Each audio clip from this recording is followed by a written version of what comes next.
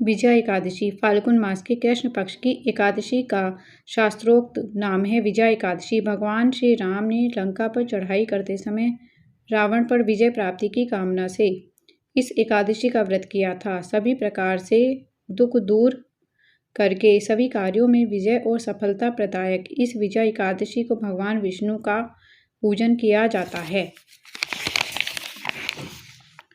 जया एकादशी की कथा सुनने के बाद धर्मराज युधिष्ठिर ने भगवान कृष्ण से प्रार्थना की, हे वासुदेव, फाल्गुन मास के कृष्ण पक्ष की एकादशी का क्या नाम है? इसका व्रत करने से किन फलों की प्राप्ति होती है तथा इसका विधि विधान क्या है? कृपा मुझे विस्तार पूर्वक बतलाइए। योगेश्वर भगवान श्री कृष्ण ने कहा, हे राजेंद्र, फाल्गुन मास के कृष्ण पक्ष की इस सर्व सिद्धि प्रदायक एकादशी का नाम विजया है। इसका व्रत करने वाले मनुष्य को सभी कार्यों में विजय मिलती है। इस विजय एकादशी के महात्म्य के सुनने व पढ़ने मात्र से समस्त पाप नष्ट हो जाते हैं। एक प्राचीन कथा सुनाते हुए भगवान कृष्ण ने आगे कहा, एक समय देवर्षि नारद ने ब्रह्मा जी से यही प्रश्न किया था। तब ब्रह्मा जी ने नारद से कहा था कि हे नारद, ध्यान पूर्वक सुनो। इस विजय एकादशी का व्रत नए, पुराने और गत जन्मों के पापों का हरण करके प्रत्येक क्षेत्र में व्रत धारक को विजय दिलाता है। रामायण के प्रसंग का वर्णन करते हुए ब्रह्मा जी ने आगे कहा, त्रेता युग में मर्यादा पुरुषोत्तम श्री रामचंद्र जी की जब 14 वर्ष का वनवास हो गया, तब वे श्री लक्ष्मण तथा सीता जी सहित पंचवटी में निवास करने लगे। वहां से दुष्ट रावण ने जब सीता को हरण कर लिया, तब श्री राम जी तथा लक्ष्मण जी अत्यंत व्याकुल हुए और सीता जी की खोज में चल दिए। घूमते घूमते जब वे मरणासन जटायु के पास पहुंचे तो जटायु उन्हें सीता जी का वृत्तांत सुनाकर स्वर्ग लोक चला गया। कुछ आगे जाकर उनकी सुग्रीव से मित्रता हुई और बाली का वध किया। हनुमान जी ने लंका में जाकर सीता जी का पता लगाया और उनसे श्री राम जी एवं सुग्रीव की मित्रता का वर्णन किया। वहां से लौटकर हनुमान जी श्री रामचंद्र जी के पास आए और सब समाचार कहे। श्री रामचंद्र जी ने वानर सेना सहित सुग्रीव की सम्मति से लंका को प्रस्थान किया।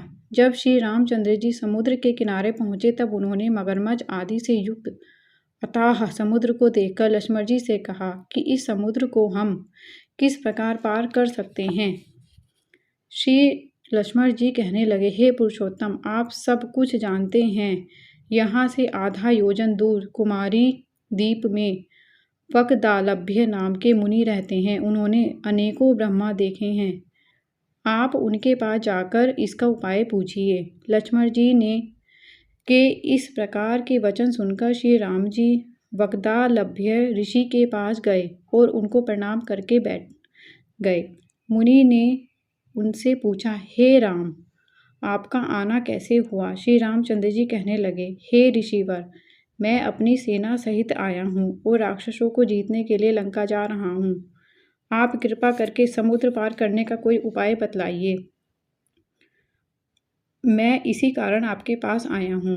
महर्षि वकदालभ्य बोले, हे दशरथ पुत्र राम, फाल्गुन मास के कृष्ण पक्ष की